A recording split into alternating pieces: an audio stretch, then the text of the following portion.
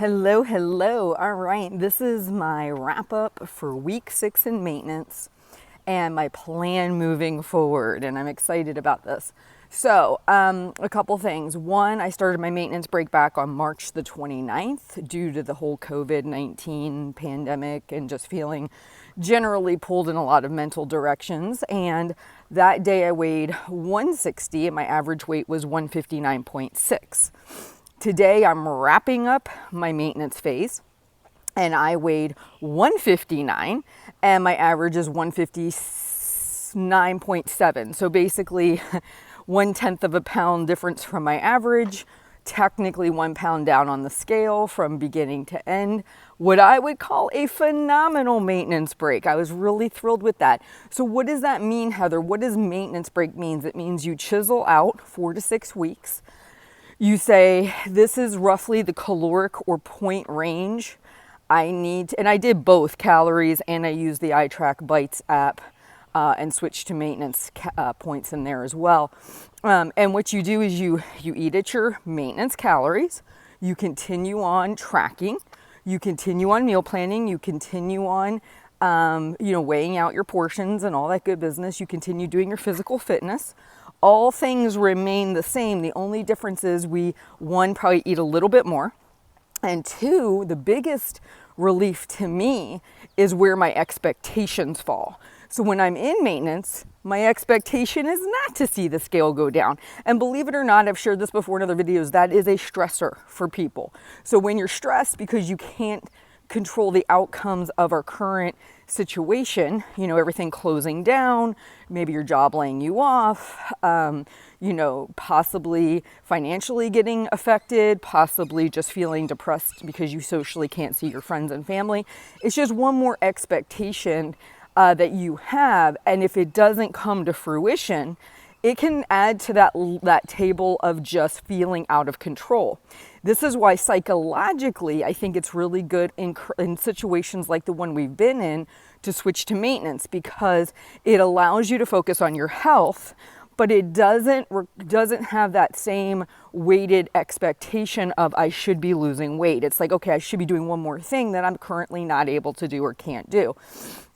So anyway, coming out of 6 weeks, feeling so much better, feeling like things are moving in a positive direction. I don't know about everybody's individual locations, but here our area has opened up parks and trails, which is awesome. So I'm excited about that. And then what I am going to do is start going back to a deficit, but I'm going to do it in a different way. You guys know I love Bruce Lee. There's a quote, take what is useful, discard what is not, make it uniquely your own. Well, one of the things I learned in this 6-week maintenance break, and every time you do these things, you should be learning something new about yourself, about the process, what works and doesn't work for you. I really believe that. And what I learned in this go around was the more abundance I have with calories and points, the more I am willing to track honestly, the less nervous I feel, the more relaxed in the process I feel. So what I'm going to do is I am going to continue to use iTrack Bites for a while. I'm going to leave it set to maintenance points, which is 32 for me. And I'm making it a goal to come in at 26, which technically would be weight loss, and go up to 32, right? So I see every day when I open my app, and these things, I know that you might think to yourself, but Heather, if you're shooting for 26 and it says 32, what difference does it make? It makes a lot of difference. When you're talking about somebody's ability to adhere and be consistent, oftentimes the way they perceive things greatly impacts how well they do with follow through. So when I open up my food app and I see I have 32 points to start the day, and I know my goal is to hit 26 to 32, I feel as though I have more than enough. Okay.